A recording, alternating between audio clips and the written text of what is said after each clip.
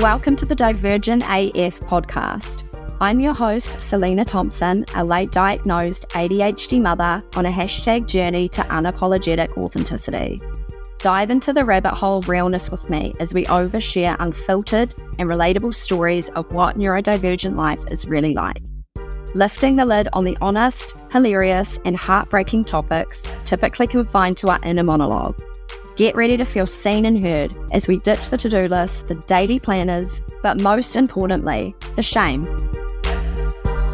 Welcome back to episode 12 of the Divergent AF podcast. I'm your host, Selena Thompson. Today's topic is inspired by a lot of back and forth VMs I had with a very dear friend of mine who I actually met, or she was referred to me through my Instagram page.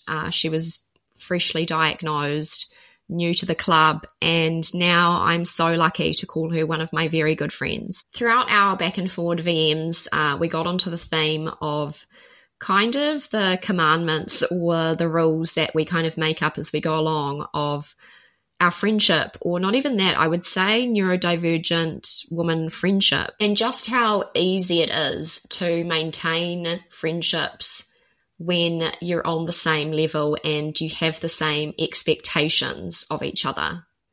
Now, I don't know about you, but friendships and relationships, especially when you're undiagnosed going through life, have always kind of been a challenging area. And I know that that's not just a me thing. It's a really common theme throughout all neurodivergence. And a lot of that boiling down to different communication styles. And then a big part of it would be emotional dysregulation. Ever since my diagnosis and learning more about ADHD and really who I am and what makes me tick, and what I learned were not just isolated personality traits of mine. They're actually very common traits and personality traits in a lot of ADHD people.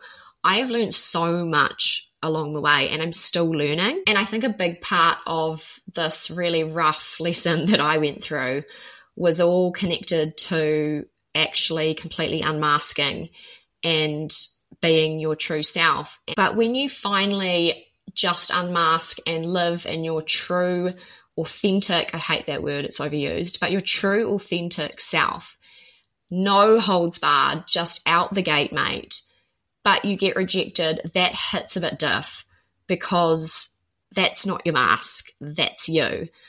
But then at the same time, it's a really good way to see who's meant for you and who's not meant for you. And that's okay. I look back at friendships and relationships, and I think that some people come into your life for a reason and a season. And I also think that friendships and relationships can be viewed as complete rather than ending. I don't know why, but I feel like there's just so much pressure, or it's kind of like a badge of honor to say, oh yeah, we've been friends since we were 5 years old. When I hear that, I actually don't think much of it, because I think if you've still got the same people that you've hung around your whole life, have you really grown, or have you really evolved, or are you just staying the same person? I think on an individual level, everyone should aim to grow and change and evolve and not be the same as everyone else. And sometimes that can lead you to diverge on different paths. And I think that's okay. I don't see anything wrong with that. I think what's more important is who is actually on your wavelength, or who is on your frequency at that same point in your life. I think that's what it really boils down to at the end of the day. The majority of my good friends and best friends that I have around me at the moment, I didn't even know them maybe a year ago or 2 years ago. And I don't think it matters, because we are so in tune and on the same page and on the same path at the same time. And I think it's beautiful. I look at the people that, especially the women I have around me, I'm not going to try and get emotional, but I just think they're so damn awesome. I am so proud of every single one of them. They are empathic, they're strong, they're resilient, they're fucking hilarious, they're creative, they're intelligent, but at the same time, they still battle that imposter syndrome. They still battle the feeling of being excluded. They still battle isolation and self-doubt. But when we get together, all that self-doubt and all the insecurity just completely washes away. And I think that's fucking awesome. So I thought that I would go through some of the, I guess, commandments, not rules because we don't do rules, but I guess the same common themes that pop up in all my separate friendships that I have that make our friendships and make our relationships just so seamless and so easy and just no drama. I think where we've always run into trouble in the past is because our view of friendships or relationships can be quite different from the neurotypical standard. And maybe that's why there's always kind of been a little bit of an issue trying to reconcile that. But when we have neurodivergent and neurodivergent undiagnosed or diagnosed, you realize how easy it is to just flow. So number one, and that is there is no sorries. I don't know about you, but I wish that I had kind of a little counter that could count the amount of times I apologize every single day to multiple people, whether it's in an email, whether it's in person. You're conditioned to just always apologize for something. And I really wonder how much that impacts your self-esteem when a large part of your script every single day is, I'm sorry, I'm so sorry, oh my God, I'm so sorry, I'm so sorry. I mean, that kind of drills into you that, yeah, you're wrong and you're always wrong and you should be sorry. I personally hate that. And I think we try and drill into each other and remind each other, you don't need to say sorry, or, okay, yeah, I know I don't need to say sorry for this. And the sorries in the friendship are usually centered around a delay in getting back to each other, or a delay in answering a question, or not picking up a phone call, or just something like that. Just basically not being there when you think you're meant to be there. You know, there's always going to be a reason or an excuse, and it doesn't matter. Like, we just quit it. We just cut it, you know? Just because I haven't heard from one of my good friends in 3 weeks, I don't need an explanation. I don't need I'm sorry. I just inherently know that they're going through something and they just don't have the time to put into you right now. And there should be no resentment, and there isn't. There is nothing marinating on either side of the fence, which is great. And I think a large part of the delay in getting back to people or the inconsistency with communication can really come back to the cycle of ADHD burnout. So I know that this is an inherent little cycle and a loop in my life, which is really frustrating. I don't know if I'll ever master it. Maybe we're not meant to.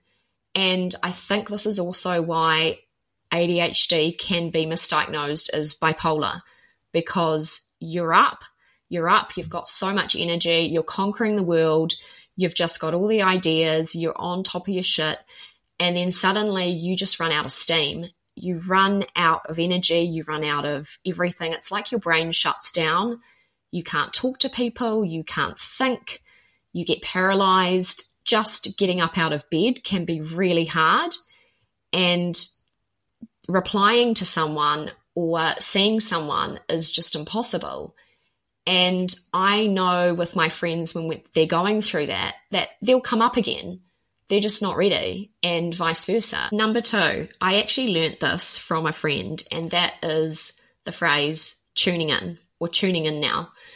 And basically that means I am ready to give you all my attention, all my energy. I can hear you, I can respond to you, I'm here to listen, but I wasn't before. And I love that, because I think with us, we do have the all or nothing, 100% in or absolutely nothing in mentality. That's just how a lot of us are. And so to go all or nothing all the time is just unsustainable. No one can keep up that type of energy and attention. But when we do, it is 100%.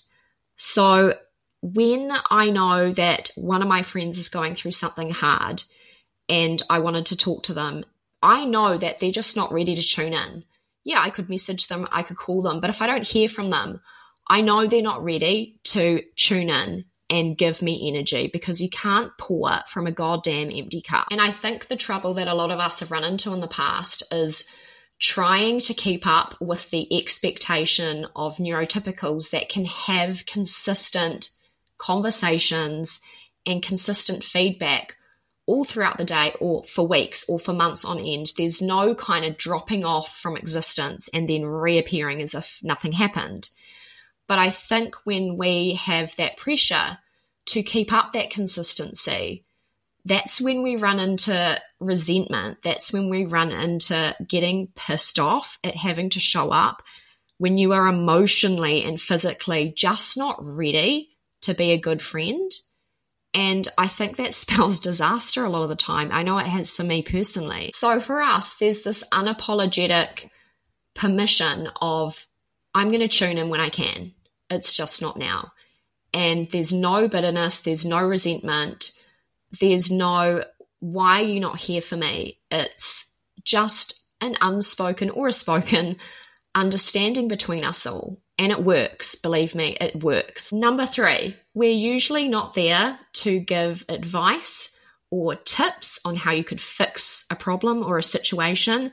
And there is absolutely no judgment. Every single one of my neurodivergent friends has absolutely no judgmental bone in their body. And I think the reason for that is because you've gone through a whole lifetime, and you still do, of just always being judged, getting yourself into bad situations, making bad decisions, and being judged. And the last thing that we would ever want to do to someone is judge them, because we know how it feels. So I could say the most insane thing to any of my friends. None of them would be shocked. Most of them have probably already done it, or worse. So it's quite refreshing, because I think sometimes when you are going through things, especially when it's a tough time, there is nothing better than just talking and just feeling like you're being listened to and validated. And, you don't want advice because you've already bloody thought of that, It's like when people just say these things like, oh, you just need to move on and keep calm and carry on. It's like, oh shit, mate, I hadn't thought of that. Jesus, okay, yeah, I'll try that. Or just exchanging some ridiculous, empty Pinterest quote. It's just, let's just not bother. Also, I feel in terms of giving advice, we're not stupid people. We know what we should be doing. We know what we shouldn't be doing. Most people do at this age, hopefully. It's the same kind of feeling like talking to your mother-in-law and saying that your kids don't eat fruit, and they say, have you tried a smoothie? It's like that kind of feeling. Number 4, an acceptance that we will always be late for each other. No explanation needed. That's just how we roll. We are always going to be late. I know that when one of my friends tells me they're going to be there at a certain time, I add on an hour, which is quite good, because then I know I actually have an extra hour to do a manic cleanup or to get myself in order. But calling each other or messaging in a flap, oh my God, I'm so sorry I'm late. Like, we know you're going to be late. We both know both of us are going to be late. So let's just skip that part. Accepting the fact that we will all inherently be late is just refreshing. It's actually a constant. It's a nice constant. Number 5, accepting the fact that you will often be forgotten that you exist, and vice versa. You will forget sometimes that your friends exist. And I know this sounds really weird to a neurotypical person, but it's true. I have so many people that I have forgotten about that have been in my life even since I was a kid. And it's, oh yeah, I have this friend. I forgot about them. I forgot to tell you about them. I literally forgot about them. And that's not in a callous way. This is a proven part of ADHD, and I think it's called object permanency of an object. So none of us take that personally, because we understand the tendency to forget about one of your good friends' existence, or the fact that they are going through something really traumatic. Because with us, something has to be right in front of us usually. Otherwise, it's forgotten. But having that understanding and laughing about it and realizing that it is not from a place of callousness or selfishness, it's literally just the way we roll. We forget about objects. Why would we also not forget about people unless they are smack bang right in our face sometimes? I think I'm up to number 6. The acceptance of interruptions and going on a million tangents without stopping and saying, how did we get here? Hang on, why did we get on this topic? It's just a given. In fact, I love my friends so much that they tell me, Selena, can you shut the fuck up so I can finish my sentence? And then I shut up. And I don't get offended because it's like, oh my gosh, yeah, stop interrupting, bitch. We know that that is just a part of it. And we don't take it as rudeness. We see it for what it is. And we get so excited, we need to interject, or we've thought about a topic that was really related to the topic you're talking about. And if I don't get it out, I'm going to forget about it next second. Also, heading off on tangents is just a given because that's how our brain operates. Because every second sentence is, oh, that reminds me of that. Oh, that reminds me of that. Oh, and then I thought of that. And there's no stopping and being kind of embarrassed, like, oh my gosh, I don't know how I got on this topic. Sorry, like, where was I? No, that's just how we roll. We can't even keep up. We've actually forgotten what the original tangent was. And that's what makes it fun. 7, small gestures are huge gestures to us. What other people would think of as a complete nothing or just not even a big deal are huge for us.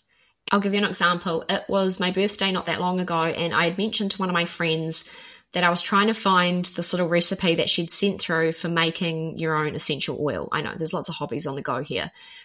I said, I can't scroll back through our conversation. It's just a lot of admin right now. And then I forgot about it. And she turns up on my birthday with this little brown box, not wrapped. She was so sorry it wasn't wrapped, and it wasn't aesthetic, and it wasn't pretty, and it didn't have a card. But she had remembered that I had said that, and she had made me these 2 little bottles of the essential oils that I really wanted.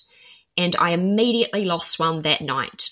Somehow, on the way from getting dropped off by a friend to my home, I lost one. But the fact that I still got that meant so much to me. The fact that she had remembered such a small, insignificant little detail about something that I was searching for. I mean, it was essential oil. But she had remembered that, and then she had gone to the trouble of making it herself. She had even written on the little bottles. Nothing was aesthetic about it, but to me, it was the most aesthetically beautiful thing I've received, and I actually nearly cried at the table. And no one would have understood this because small gestures like that, or seemingly small gestures viewed on the outside, are just massive gifts from the heart. That's how we view them. I hate that I'm numbering these because I'm actually forgetting what number I'm up to. I'm going to say 8.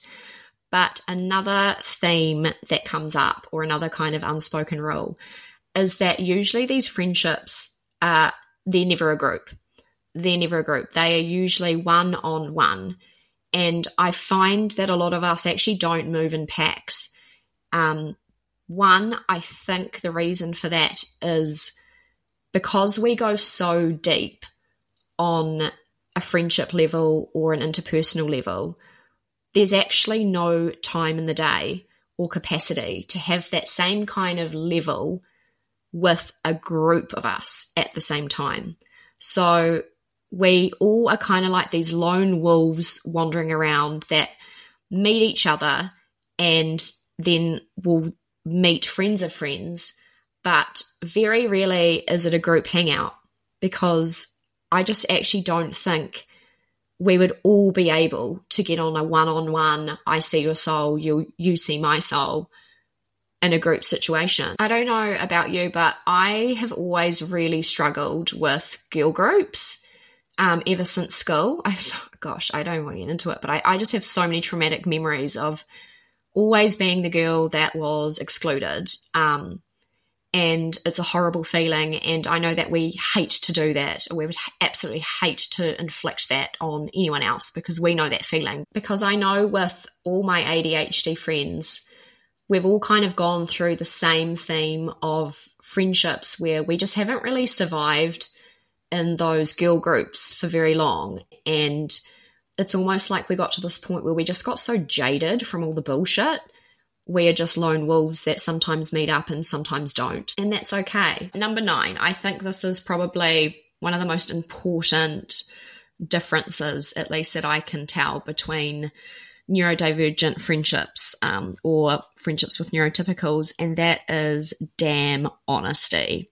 Honesty to a fucking fault. Because most of us are so intuitive and so empathic and so good at reading energy and reading the room, I suspect that a lot of it could possibly be due to the fact that because you know you're different throughout your whole life and you make a lot of social faux pas, you almost have to overcompensate by trying to attune to people's micro expressions or their tones or where their eyes are looking, or basically trying to see if their words are matching up with their body language, because a lot of the time they fucking don't. And it's almost like this overcompensation of trying to get on the same level as everyone else. And I think it's quite an unconscious thing. I think that it's a skill that gets developed and you don't even realize it's happening. So you end up doing that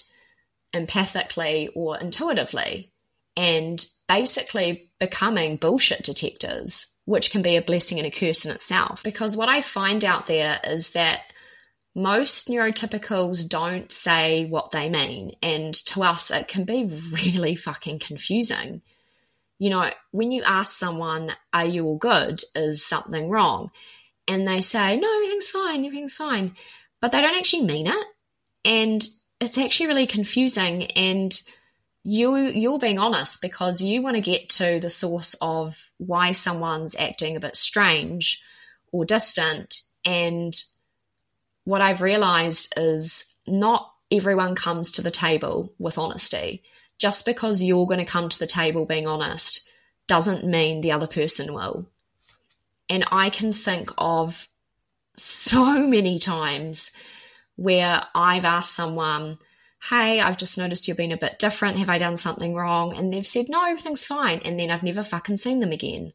Or they've stopped talking to me. And it's horrible because you're damned if you do and you're damned if you don't, because you come at it from a place of trying to understand and let's fix this and work it out. But it scares people away because they can't be honest with themselves or you. We view questions as you are asking a real question and you want a real answer. And most of the world don't do that.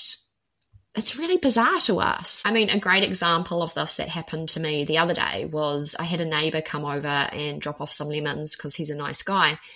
And he just said, you know, I see you've separated, like, how are you going? And I forgot where I was. I didn't read the room and I didn't read the doorway. And I just said, yeah, not great. The look that he had was just, he didn't know where to look. He didn't know how to answer. It was like a terrifying response on how to process that. And he got so uncomfortable and looked at the ground and didn't know what to say. And I don't think I'm ever getting lemons again. But to me, I think that it's a really normal standard response. And if you're looking for a different kind of answer, why are you asking that question? I don't know. It's just, I know that that's how us neurodivergents view honesty and view asking questions. We're not just doing it as a space time filler. We don't have time for that. If we ask you a question, we want a real answer, because a lot of neurotypicals aren't honest. And that's not to say, oh, they're all liars and they're shitty people. It's just a different expectation of the world, I think. And that's okay. But we like to be over here just airing out the dirty laundry and just saying our truth and then moving on. That's how we work. That's how we operate. And on the theme of honesty, I absolutely love it when I ask one of my friends, you know, do you want to come and do this? Like, should we meet up? And they'll come back and say, I don't feel like it. Like, I just don't feel like it tonight. Like, thank you. You know? because I would hate for someone to spend time with me and not want to be there just because they felt obligated and they didn't want to let me down last minute. That to me is worse. Or another example is when I was at a friend's place and we have this understanding that, if I want you to leave, I'll tell you that. So neither of us are going to sit there trying to read the body language of the other person, trying to read the social cues of, okay, am I not welcome anymore? Should I leave? Because you will get told emphatically, okay, it's time to leave now.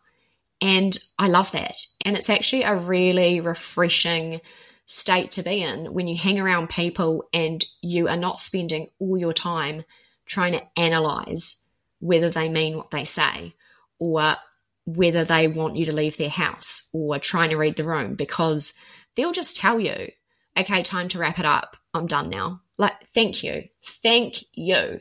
There is nothing worse than feeling like someone doesn't want you around them. And also it takes up a lot of our energy trying to read this body language. So yeah, honesty, I think, is one of the founding pillars of the beauty of the neurodivergent relationship and friendship. Lastly, number 10, that flows into boundaries. And I don't really like that word either because it's just so overused these days, boundaries and authentic self.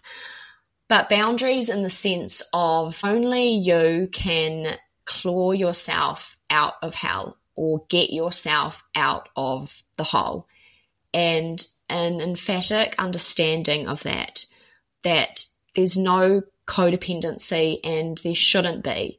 There's no guilt of you weren't there when I needed you, because at the end of the day, we all realize that it's on you and it should be on you. And just because someone missed your phone call or didn't reply to you shouldn't be held against them to help you out of a bad place or a bad time. And when you have that understanding, whether you've spoken about it or not, it's quite empowering and also brings you back to the fact of self-reliance and knowing and trusting that it's on you. And there's no blaming. There's no victim blaming. There's no blaming other people for not being there for you. There is, yep, that's a great cherry on top if they were there at that time, but it's on me and I can't blame anyone else and I can't shift the blame. And I've got to take ownership of no one can work your shit out except for you. And I feel like that is what we provide for each other. So just wrapping things up, I just had this little epiphany of how neurodivergent friendships can just work so much more smoothly for me. And that's not to say that I just don't have a bar of neurotypicals. It actually just seems to be the way it pans out these days of who you're drawn to or who's on the same page as you more. And I can see why when you have the same thought patterns and the same expectations and the same behavior, how it can work out so much better and become so much more strengthened rather than trying to reconcile and keep up with the steady consistency and reliability that neurotypicals bring into friendships and relationships. And I'm not saying there's no space for that. I'm just saying that it can be a challenge for us and we don't mean to. It's not an excuse, but it's just an explanation of how we roll. And I think once you find a space where there is no judgment, there is just acceptance of who you really are, that is when you can get the confidence and the love and the self-esteem for who you are. Because I think that a lot of us, especially late diagnosed, are actually just trying to rebuild our rock bottom self-esteem of going through life feeling like there was something wrong with us and not knowing why, and just internalizing and blaming ourselves. So I know that it's just such a process for all of us just to get back onto probably a normal baseline of not hating yourself.